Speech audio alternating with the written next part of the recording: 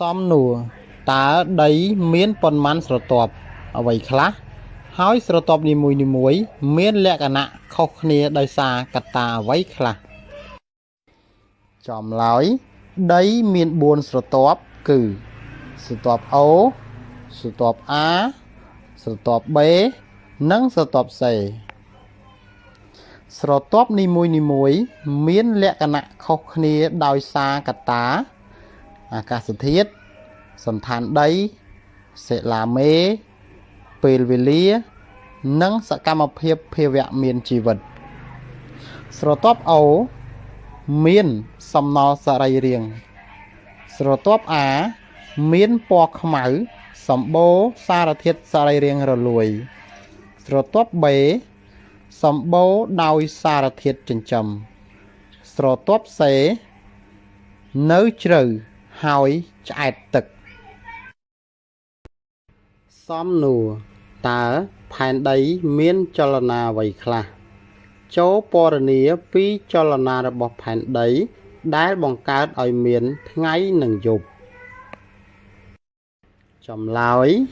ផែនដីមានចលនាពីរយ៉ាងគឺចលនារង្វិលខ្ញាល់រង្វិលជុំវិញខ្លួនឯងរយៈពេល24ម៉ោង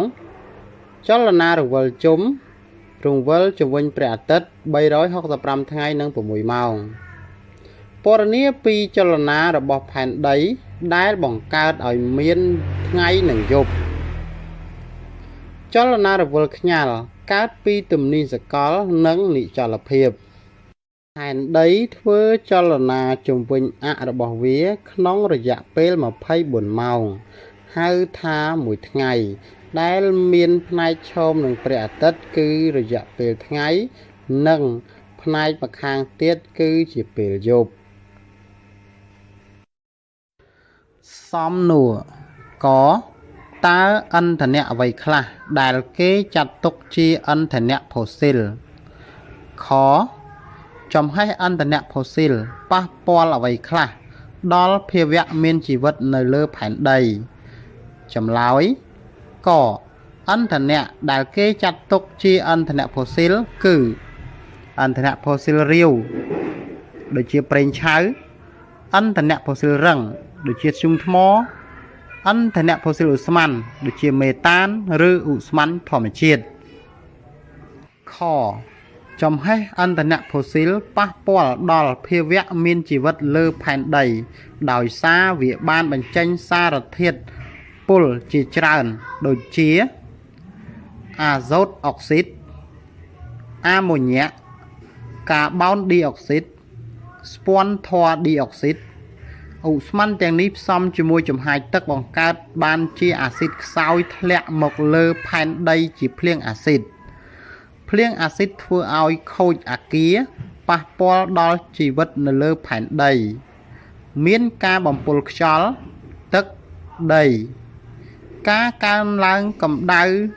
នៅលើភពផែនដីជាដើមសំណួរកតើវដ្តទឹកជាអ្វី